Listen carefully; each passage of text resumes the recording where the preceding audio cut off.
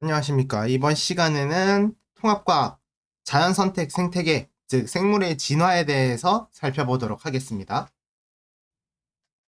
첫 번째로는 변이라는 용어부터 알아보도록 할게요.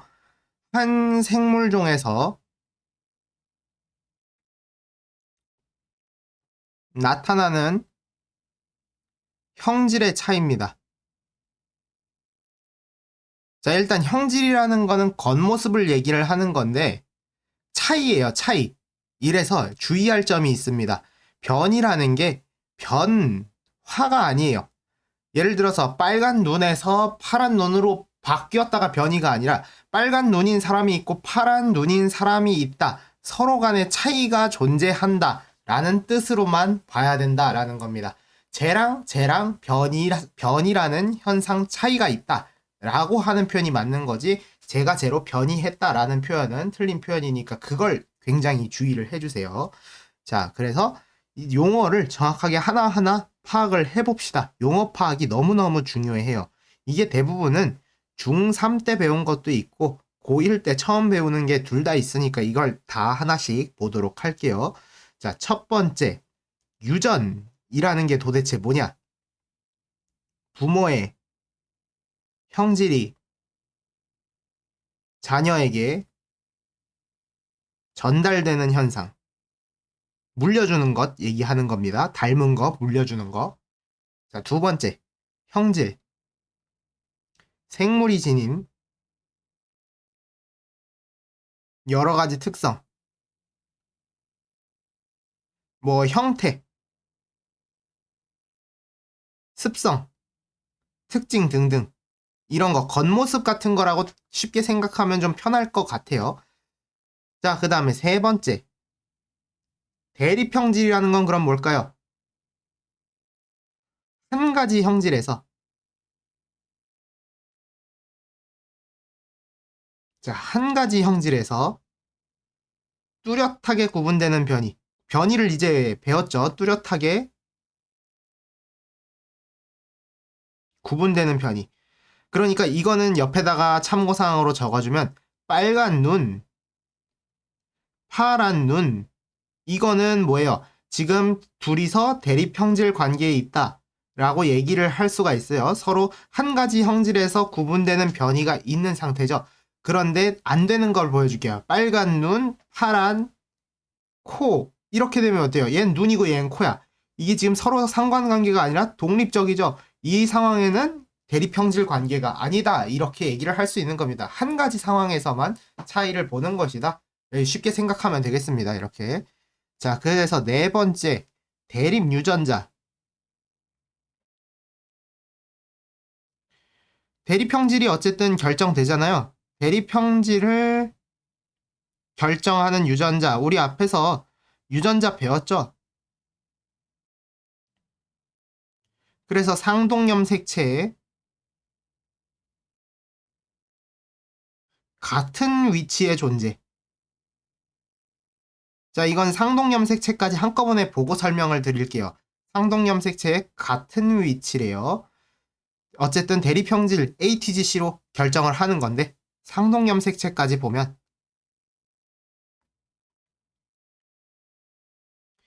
하나는 어머니,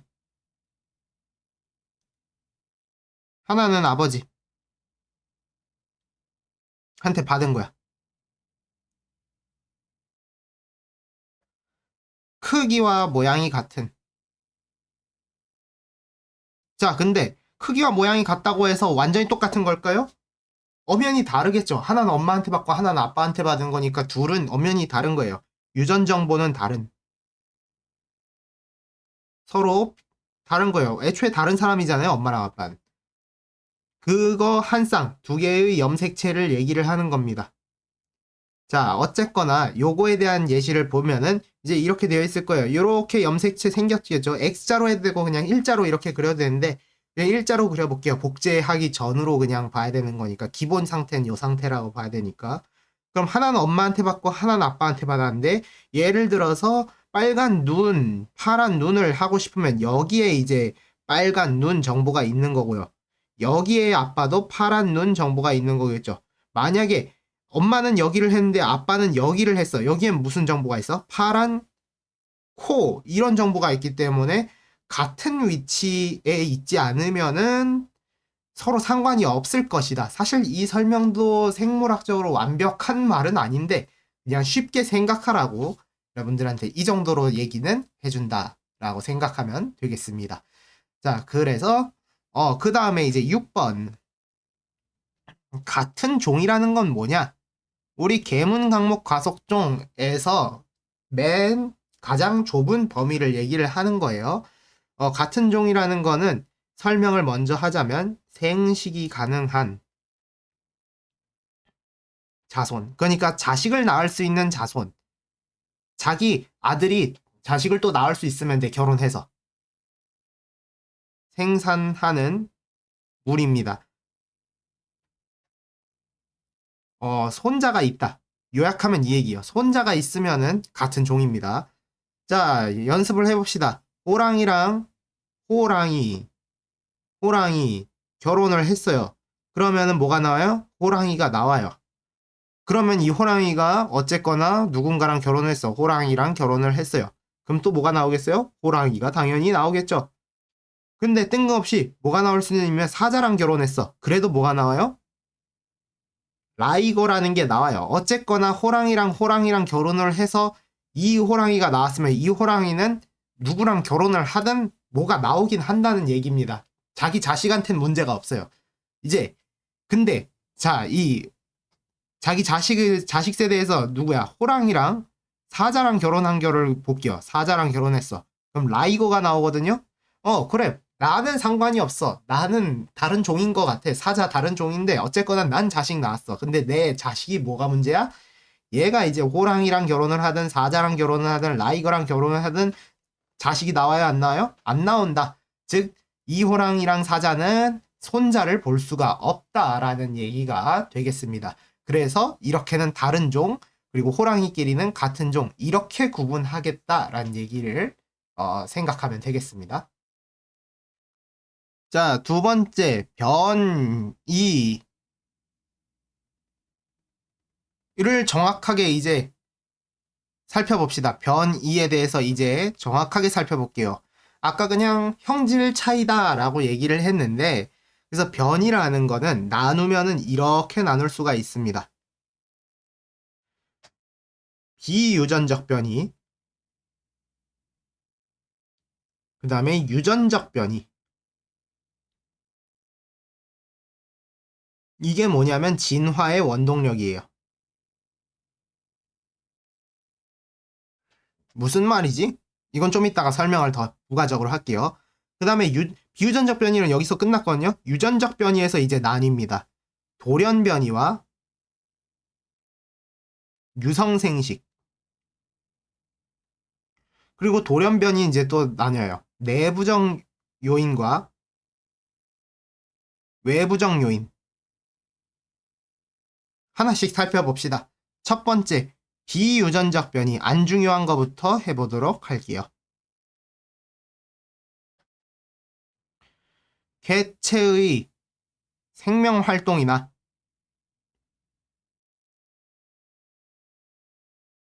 환경에 영향을 받는 겁니다. 그래서 서로 생긴 게 다른 거예요. 형질 차이가 나는 거야. 그러면 얘네들은 뭐예요? 유전자 변화가 있어요, 없어요? 유전자 차이 변화가 없는 상황입니다. 그러니까 다시 말해서 후천적이고요. 이거는 유전이 안 됩니다. 이거는 비유전적 변이는 다시 말해서 뭐라고 하냐면 획득 형질이라고도 하는데 내가 태어나서 살면서 획득한 생김새다라는 겁니다. 따라서 이거 환경적 변이라고도 하고요. 환경에 따라서 내가 생김새가 바뀌었다. 염색했다. 이런 거라고 생각하면 되겠습니다. 어쨌거나 결론은 뭐예요? 이거는 유전이 돼야 안 돼. 자손에게 유전 안 된다가 제일 메인 내용입니다. 끝입니다. 그래서 이건 예시 한번 보면 돼요. 예시.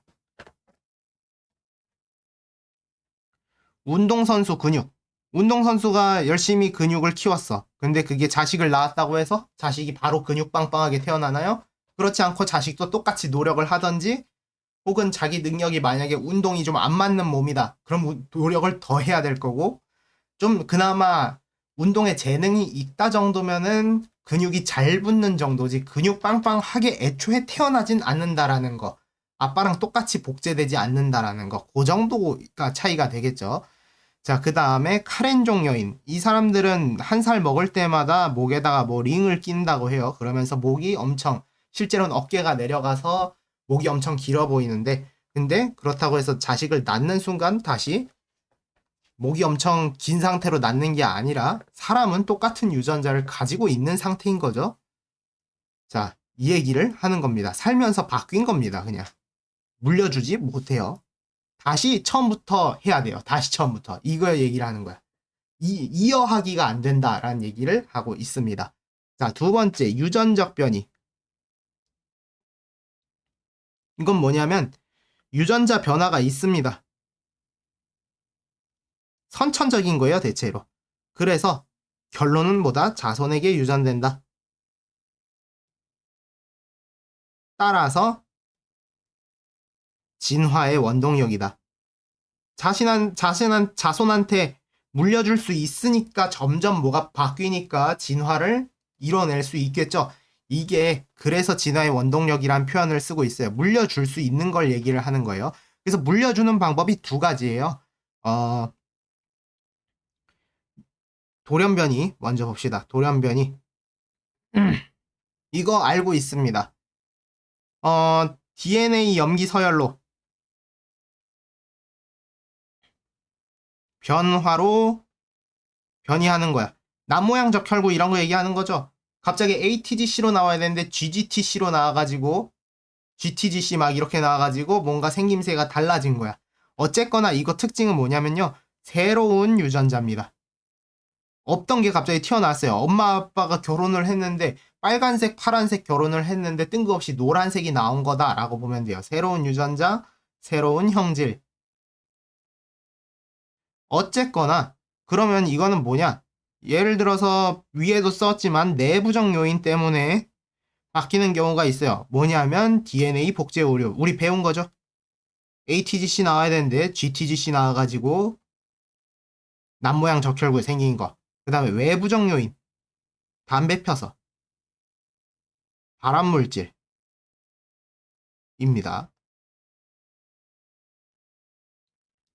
자, 마지막. 유성생식. 그러면 이거는 어떻게 되는 거냐? 엄마 아빠 결혼한 거예요. 그러니까 뭐가 생겨요? 다양한 유전자 조합. 빨간색하고 흰색하고 결혼하니까 핑크색 나왔어. 대립 유전자 조합으로 만든 거예요. A형하고 B형하고 결혼하니까 A형도 나오고 B형도 나오고, 그 중3 때 배운 멘델의 유전 법칙에서 O형도 나오고 A, B형도 나옵니다. 그런 걸로 나오는 게 유성생식이다가 되겠습니다. 개체 간 차이로 인한 변이.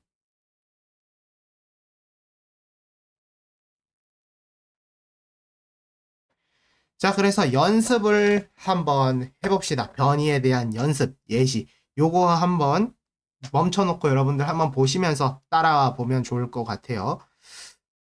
자, 흰색과 검은색이 결혼을 했습니다. 그런데 흰색이 빨강으로 염색을 했어요. 자, 그러면은 얘는 뭐예요? 애초에 이거는 환경적 변이를 얘기하는 거죠. 환경 변이. 그러니까 물려줄 수 있는 건 흰색이에요, 빨간색이에요. 흰색으로 물려줄 것이다 라는 겁니다. 흰색과 검은색으로 물려줄 거예요. 그래서 유성생식으로 나올 수 있는 거, 엄마 쪽을 닮았으면 흰색, 아빠 쪽을 닮았으면 검은색, 중간이면은 회색, 이렇게 나왔는데 넷째가 뜬금없이 무슨 색? 파란색이 나왔어. 이거 뭐에 때문이죠? 이거는 뭐예요? 돌연변이로 나온 겁니다. 뜬금없이. 얘네 셋은 뭐예요? 유성생식으로 나온 겁니다. 이렇게 되는 거예요. 자, 그런데 특징이 뭐야? 어쨌거나 환경변이는 물려줄 수가 없는데 돌연변이, 유성생식은 다 물려줄 수가 있는 거죠. 다 유성생식 물려줄 수 있습니다. 유전이 가능합니다. 그래서 얘네가 누구랑 결혼했냐면 흰색하고 또 결혼을 했어. 그러면 이제 자식이 어떻게 나오겠냐? 흰색과 흰색이 결혼해서 뭐 어쨌거나 일처다부제라고 생각을 할게요. 일부 다처제. 뭐 그러니까 한 명하고 여러 명이 결혼을 했다라고 쳐볼게요. 자, 그러면은 흰색 나오고 연회색 나오고 진회색 나오고 검은색 나오고 연파랑 나오고 이거는 색깔 바꿔서 해볼까? 연파랑 하늘 이렇게 나왔어. 그러고 뜬금없이 뭐가 나와? 노랑이 나와요. 이건 또 뭐예요? 얘는 또 돌연변이가 새롭게 나왔다라고 볼 수 있는 거죠. 돌연변이가 또 나온 것이다. 이렇게 살펴볼 수가 있는 겁니다. 그리고 여기는 또 뭐예요? 여기는 유성생식으로 조합으로 나온 거다라고 알아볼 수가 있는 겁니다. 그래서 결론이 뭐냐? 이거 가지고 나온 결론이 세대가 거듭될수록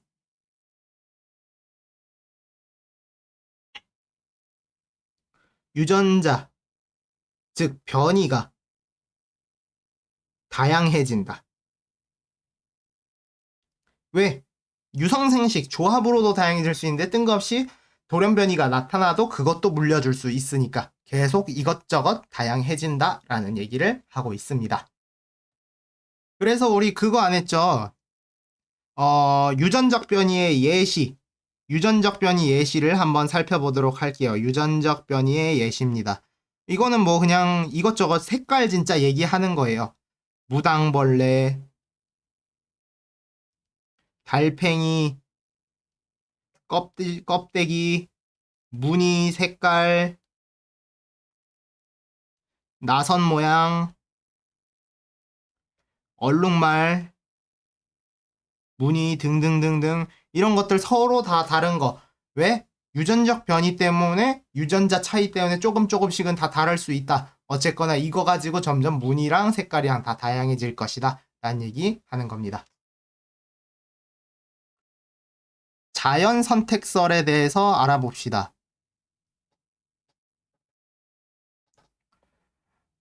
가장 대표적인 건데요. 이거 유력한 가설이라고 생각하면 될 것 같아요. 제일 메인으로 배운다라고 생각하면 될 것 같아요. 찰스 다윈, 종의 기원이란 책에서 했습니다. 자, 과정. 설명만 쭉 적고요. 설명 따로 해드릴게요. 내용은 적어드리고 설명은 따로 한 번 더 해드리도록 하겠습니다. 과잉 생산, 변이, 생존 경쟁으로 적자 생존. 적자 생존까지 가르치는 데가 많더라고요. 자연 선택, 그 다음에 유전과 진화. 요 순서입니다. 하나하나 살펴보도록 합시다. 과잉 생산, 주어진 환경보다 그 대표적인 거는 서식지, 먹이, 배우자 이런 것들 얘기하는 거예요.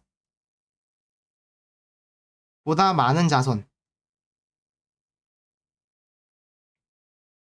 자, 그 다음에 변이, 개체들 간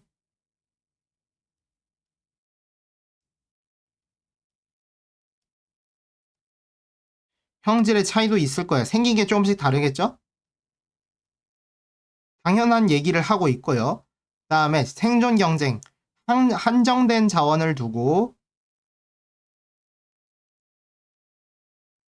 경쟁하는데, 자, 이때 적자 생존하고도 이제 일맥상통합니다. 자연선택 내용이 뭐냐? 환경에 적응한, 적절한 변이를 가진, 적응한 변이를 가진 개체의 생존 비율이 늘어날 겁니다. 걔네들이 또 자손도 많이 나올 거예요. 적합한 애들이 생존할 것이다 라는 거라고 생각하면 되겠습니다. 적자 생존. 그래서 이게 반복되고 누적되면 어떻게 될까요? 새로운 종도 또 나올 수 있을 것이다. 아까 그거 한 거 있죠? 변이해서 뭐 빨간색, 노란색, 파란색 이렇게 되는데 그 중에서 어떤 특정 색깔이 좀 더 살아남기 좋아. 그러면은 그런 애들이 점점 더 가다가 새로운 종도 출현할 수 있을 것이다. 라는 얘기를 하고 있습니다. 자, 이거 설명을 좀 더 해볼게요. 자, 기린이 있었는데, 기린이 100마리 있고요. 먹이가 50개 있어. 근데 먹이의 높이는 3m고요. 길이는 1m, 3m, 5m 이런 변이를 가졌어요. 옛날 기린들은 이렇게 키가 다양했다라고 칩시다. 요즘 기린은 뭐 어떨지 모르겠지만 그랬을 때 40마리, 30마리, 30마리 이렇게 존재를 했대요. 그러면은 이 중에서 누가 유리할까요? 얘네는 일단 많이 불리할 거고 얘네가 제일 유리할 거고 얘는 적당히 유리할 것이다. 이렇게 될 겁니다. 따라서 1m짜리가 3m짜리가 5m짜리가 각각 살아남는 양을 보니까 3m짜리는 다 살아남았어. 5m짜리는 대부분 절반 살아남았어. 1m짜리는 거의 안 살아남았어. 비율로 따지면 몇 대 몇 대면 10대, 60대, 30 비율. 아까 비율이 어떻게 돼요? 30%였는데 60%로 늘어난 것 확인이 되겠습니다. 따라서 3m인 애들이 점점 늘어나서 기린이라는 게 현대에 와서는 어떤 것이다? 기린은 3m인 것이 대부분. 이런 예시로 새로운 종의 출현 계기도라고도 할 수 있는 거죠. 1m랑 5m는 더 이상 이제 기린이라고 보기보다는 그냥 다른 동물 종족에 들어간다는 거야. 계속 세대가 반복이 되다 보니까. 혹은 비율이 적어져서 그냥 비율이 적은 소수 기린 족속이구나 정도로 변형이 된다. 이런 얘기를 하고 있는 겁니다. 자, 이런 게 어쨌든 자연 선택설이에요. 그런데 이것도 역시나 한계점이 있겠죠. 한계점.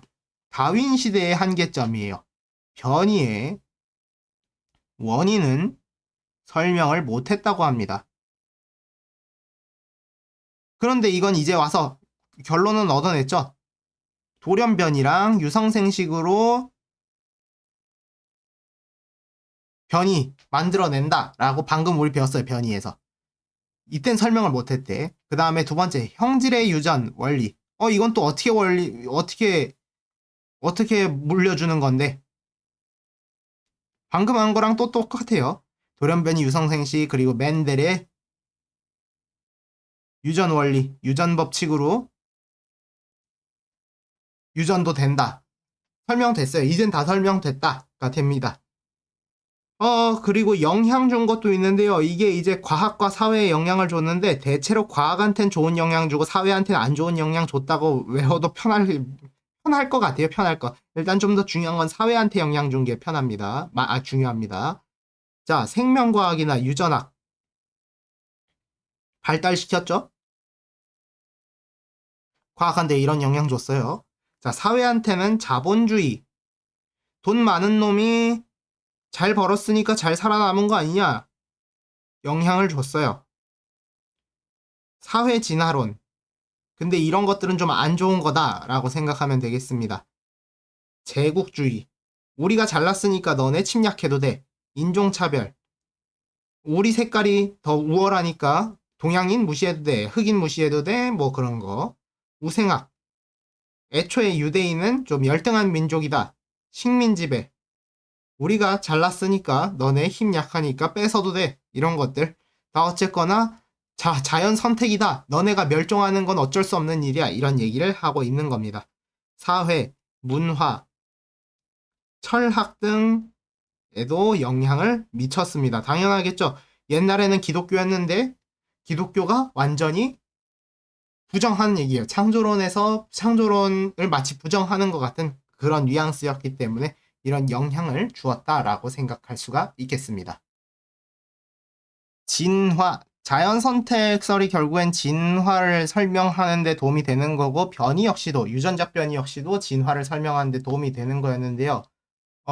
이거를 좀 더 자세하게 알아보도록 할게요. 일단 정의부터 진화의 정의 두 가지가 있습니다. 쉬운 버전, 어려운 버전이라고 생각하면 될 것 같아요. 둘 다 중요해요. 생물이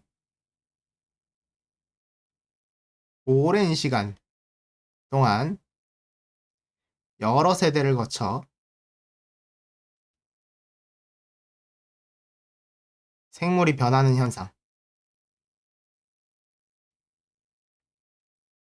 그러니까 기린이 점점 뭐 먹이 따다가 뭐 하다가 목이 기른 애들만 살아남고 뭐 이런 거 얘기하는 거예요. 그 다음에 집단 내에서 특정 유전자. 그러니까 아까 했던 거 3m 유전자 가진 개체 비율이 변하는 현상. 아까 30%에서 60%로 바뀌었죠. 그러니까 완전히 멸종을 할 수는 없으니까 비율이 바뀌는 건 역시도 어쨌거나 장기적으로 보면 생물이 진화하는 것이다 라는 거를 얘기하고 있는 거예요.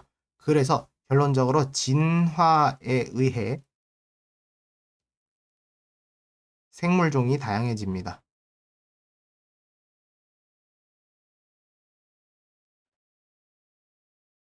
대표적인 진화의 가설은 방금 한 자연선택설.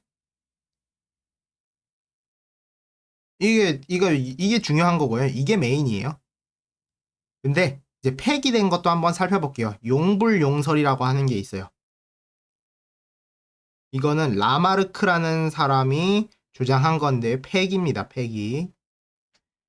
자, 이유는 많이 볼게요. 이유는 한번 살펴볼게요. 많이 사용. 기관은 발달할 겁니다. 그렇지, 그렇지. 운동 많이 하면 근육 키워지지. 그래요. 그리고 사용 안 한 기간은 퇴화할 거예요. 그치, 그치, 그치. 그럴 것 같아요. 자, 여기까지 맞아요. 자, 근데 자손에게 유전. 이게 반복돼서 점점 커진대. 그러니까 기린이 뭔 말이야?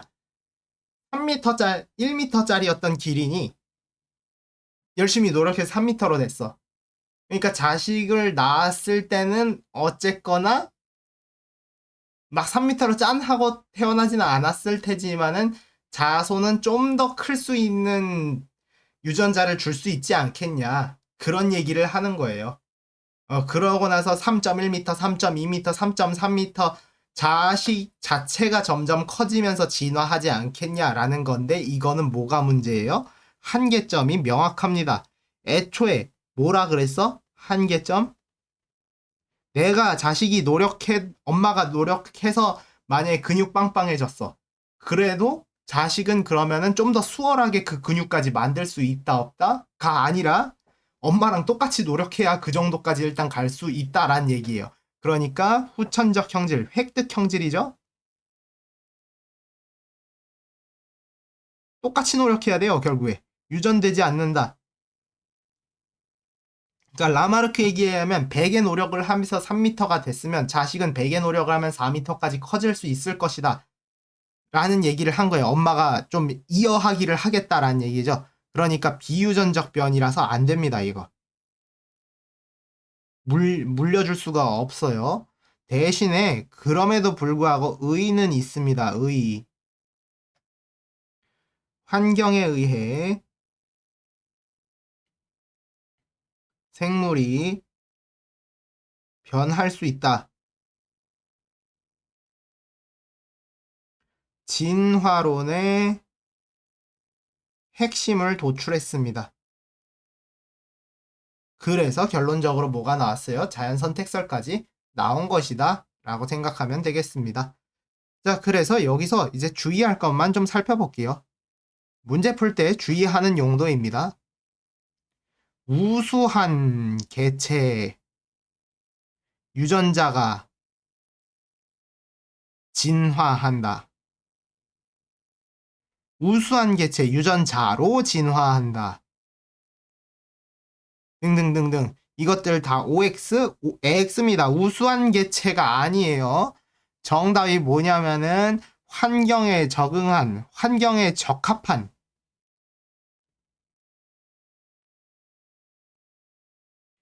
개체가 살아남아 진화한 거고, 이걸 다시 말해서 뭐라 그랬냐면 비율이 증가했다.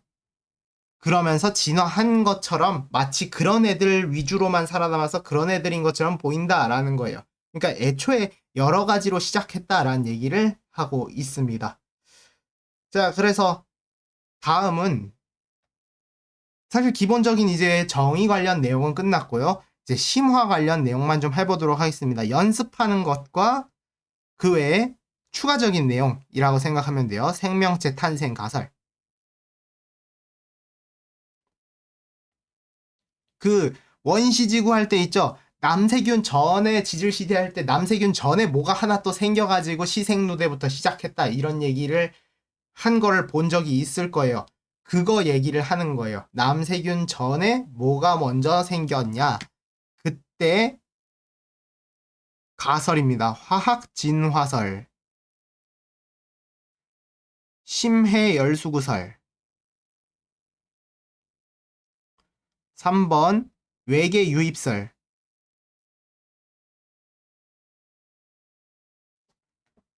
자, 일단은 뭐냐면요. 최종적으로는 유기물이 되면 돼요. 그러면은 생명체로 된대. 유기물이 되면 되거든요. 화학 진화설은 뭐냐면 무기물이 합성된 겁니다. 따라서 뭐가 된 거야? 유기물이 됐대. 라는 얘기고요. 심해 열수구에서는 심해 열수구가 되게 뜨겁거든요. 열수구에서 유기물로 합성됐대. 라는 얘기를 하고 있는 겁니다. 심해 열수구에서 합성, 유기물 만들어졌다. 라는 얘기고요. 그 다음에 외계 유입설은 외계에서, 우주에서 운석으로 유입된 겁니다. 운석에 묻어가지고 유입돼서 지구에 유기물이 도착했다라는 얘기를 하고 있어요. 어쨌거나 뭐 만들면 돼? 유기물이 일단은 있으면은 그때부터 뭐라도 만들 수 있겠다라는 얘기를 하고 있는 겁니다. 자, 여기부터는 문제로 여러분들이 직접 연습해도 되고요. 도움이 필요한 친구들 위주로 하면 되겠습니다. 자연 선택 연습입니다. 자, 첫 번째, 갈라파고스 핀치새. 종의 분화. 갈라파고스 제도라는 섬이 있는데요. 섬이 쪼개져 있어요. A섬과 B섬이 있는데 A섬은 딱딱 열매, B섬은 가시 열매. 이렇게 되어 있습니다. 자, 그리고 핀치라는 종도 이렇게 생긴 핀치가 있고요. 이렇게 생긴 핀치 A라고 하고 이렇게 생긴 핀치를 B라고 할게요. 자, 그러면 옛날에는 각각 A섬에도 50마리, B섬에도 A50, B50, A50, B50 이렇게 살고 있었을 거예요. 그런데 얘네 못 날거든요. 그럼 이제 각각 살아남아야겠죠. 그러면 이제 어떻게 되겠냐? A섬에서는 A 핀치가 90마리, B 핀치가 10마리만 남을 거고 B섬에서는 A 핀치가 10마리, B 핀치가 90마리만 남을 거예요. 따라서 비율이 어떻게 돼요? 이런 식으로 될 거고 나중에 되면 어떻게 되냐? 여기에 있는 얘네들은 멸종할 거고 얘네들 살아남고 얘네들 멸종할 거예요. 그리고 나서 이제 진화를 했어요. A 프라임이라는 핀치는 이런 미친 부리를 가지고 있을 거고 B 프라임이라는 핀치는 엄청나게 뾰족한 부리를 가지고 있게 진화를 할 겁니다. 이런 애들 위주로 점점 살아남겠죠. 그러니까 이 예신 뭐냐면 예를 들어서 이렇게 생긴 애가 5cm짜리야. 그럼 얘가 자식을 꼭 5cm로 낳겠어요? 자식을 4cm도 나올 거고 6cm도 낳겠죠. 이런 식으로 하다가 큰 애들 위주로 점점 더 살기 편해지니까 나중에 되면은 엄청나게 큰 애들도 나올 수가 있겠구나 이런 얘기를 하는 겁니다. 그런데 이때부터 뭐예요? 다른 종이다 라는 게 돼서 서로 결혼할 수 없다. 결혼해도 의미가 없다 라는 결론까지 가서 종의 분화가 일어날 수 있겠다라는 얘기까지도 볼 수가 있겠습니다. 종의 분화입니다. 자, 두 번째. 핀치 부리 두께 변화. 자, 이건 그래프로 가는 문제인데요. 어떤가 하면 가뭄 전 그래프예요. 물이 많을 때. 그러면 어떻게 되겠냐? 이렇게 생겼습니다. 세로축은 개체수고요. 가로축은 부리 두께예요. 부리 두께. 5cm인 애가 제일 많고 이렇게 생겼을 겁니다. 자, 그런데 가뭄 후를 볼게요. 가뭄 후는 다 죽었어요. 대신에 아유, 그래프가 좀 웃기게 생겼는데 어쨌거나 여기입니다. 여기 위치에서 제일 높게 된다. 7cm에서 제일 높게 된다. 개체 수는 줄었지만 어 두께 두께 두꺼운 물이 pH 비율은 어떻게 됐어요? 올라갔죠. 그러니까 비율이 올라갔다, 진화했다. 이렇게도 살펴볼 수가 있다라는 내용을 또 얘기를 해보고 있는 겁니다. 자, 세 번째. 후추나방. 자, 여기의 특징은 뭐냐면요. 설명을 다 하려고 할게요. 과거엔 지으류라는 게 있었어요. 흰색 이끼입니다. 자, 그리고 산업혁명 이후 에는 공기, 어, 공기가 어두워졌어요.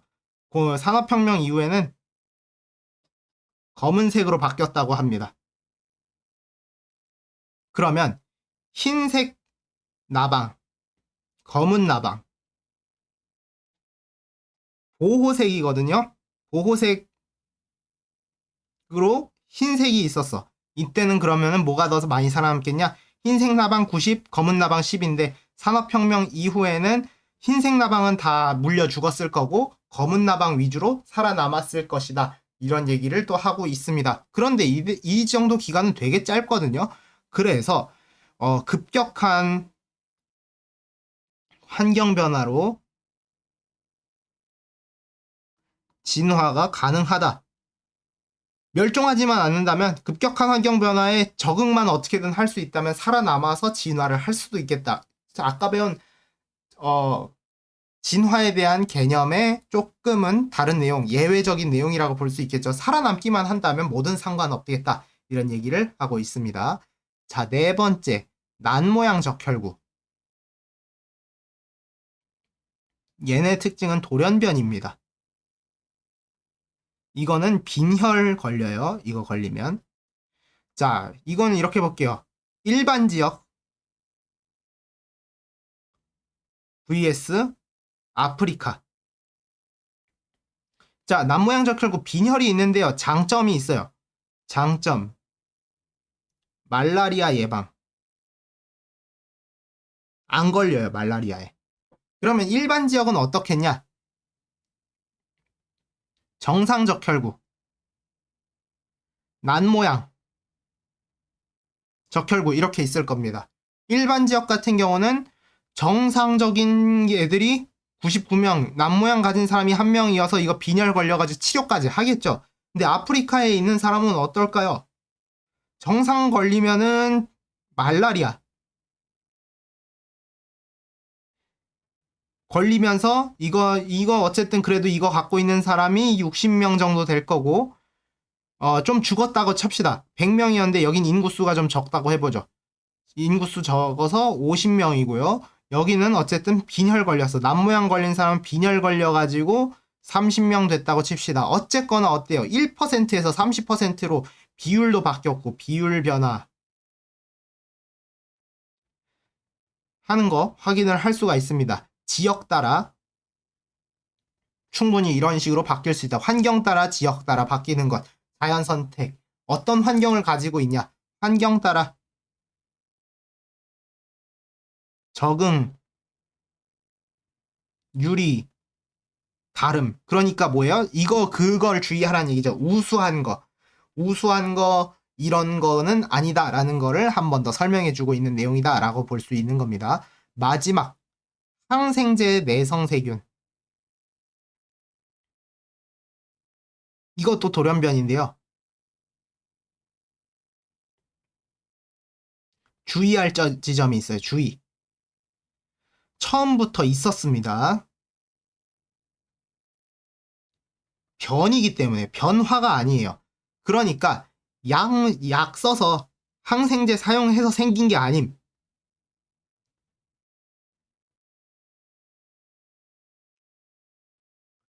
이거가 너무너무 중요해요. 항생제 써서 생긴 게 아니라 처음부터 존재한 겁니다. 변이기 때문에, 차이가 있는 거기 때문에. 이거 뭐냐면요. 자, 옛날 감기 걸린 사람이 있어요. 항생제에 내성 없는 세균 있고요. 내성 있는 세균이 있습니다. 자, 옛날에는 이거 99마리에 이거 1마리야. 그래서 약 먹었어. 그러면 어떻게 돼요? 얘 다 죽었고 1마리 정도 남고, 근데 얘는 어때요? 안 죽었겠죠. 이런 상태예요. 근데 이제 나서 또 다시 감기 걸렸어. 그러면 어떻게 돼요? 이때는 이거 50마리, 이거 50마리 이렇게 남을 겁니다. 자, 그럼 이 상태에서 약을 쓰면 어떻게 돼요? 얘는 다 죽었는데, 아니면 또는 0 됐는데, 얘는 어때? 그대로 50개 남아있어. 감기가 떨어지다가 말았어요. 약을 썼는데 안 나. 마치 사람 기준으로 볼 때, 전체적인 관점에서 볼 때 내성이 생긴 것처럼 보임. 실제로는 뭐예요? 내성 가진 세균 비율이 증가한 겁니다. 그러니까 약을 더 독한 걸 쓴다기보다는 약을 다른 거를 쓴다라는 표현이 좀 더 맞다고 생각하면 좀 더 편하지 않을까 싶습니다. 오늘 강의 듣느라 수고하셨습니다.